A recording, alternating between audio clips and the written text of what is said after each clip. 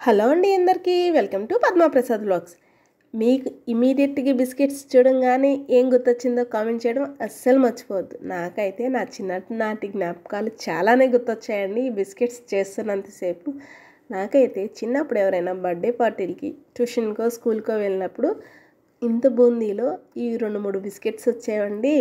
అసలు ఎంత ఇష్టంగా తినేవాళ్ళం. పైన స్పైసీగా లోపల కొంచెం తీయగా ఎలా చేసుకోవాలో నేను మీకు అలాగే యాజ్ టీస్ చూపించేస్తాను. వచ్చేయండి. మరి నేను 2 కప్పుల దాకా గోధుమ పిండి తీసుకున్నానండి. గోధుమ పిండి కన్నా మైదా పిండితో ఇంకా చాలా బాగా వస్తాయి, కానీ గోధుమ పిండితోనే చేస్తున్నాను నేను, కొంచెం హెల్త్ బేస్ మీద. రుచికి సరిపడా ఉప్పు, చక్కగా మన ఇంట్లో చేసుకున్న పులుసు నెయ్యండి. ఎలా చేశానో నేను వీడియోని మన ఛానల్లో ఆల్రెడీ అప్లోడ్ చేశాను. ఎవరికైనా కావాలంటే కింద లింక్ ఇస్తాను, చూడండి. 3 స్పూన్ల దాకా నెయ్యి వేసుకున్నాను కదా, 3 స్పూన్ల దాకా పంచదారని వేసుకుంటున్నానండి. ఇప్పుడు దీంట్లోనే 1.5 స్పూన్ దాకా వాముని జస్ట్ అలా ఒకసారి రబ్ చేసి వేసుకుందాం.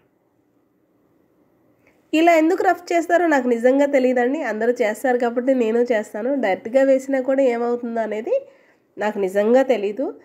క్రష్ చేసినంత మాత్రాన వామ్ ఏమీ బ్రేక్ అవ్వదు కదా, కాకపోతే అందరూ చేస్తారు కదా అని నేను కూడా చేస్తున్నాను సరదాగా.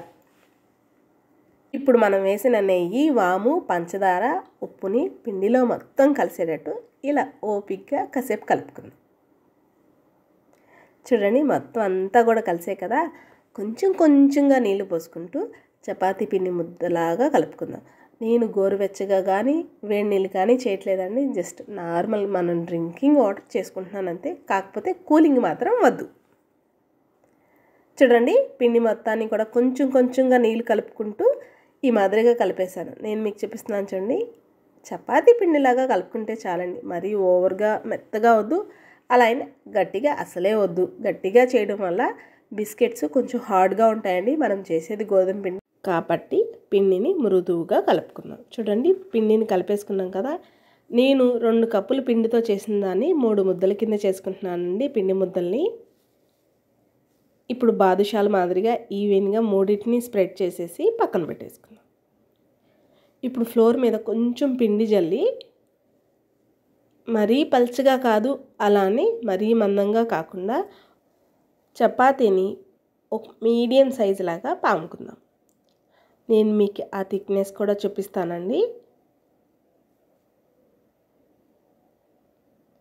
2 వైపులా నిదానంగా ఈవెన్గా ఇలా స్ప్రెడ్ చేసుకుంటూ పల్చగా పాముకుందాం. వామ్ బిస్కెట్లు చేయడానికి నా దగ్గర షేప్స్ అసలు ఏం లేవండి. చూడండి, నేను ఈ థిక్ ఇలా సరిపోతుంది. ఇంతకన్నా పల్చగా చేస్తే మాడిపోతాయి, అలానే మందం చేస్తే లోపల కుక్ అవ్వండి. నా దగ్గర ఒక వాటర్ బాటిల్ మూత ఉంటే దాంతో ఏదో ట్రై చేశానండి. లాస్ట్కి అయితే కనుక షేప్స్ బాగానే వచ్చాయి.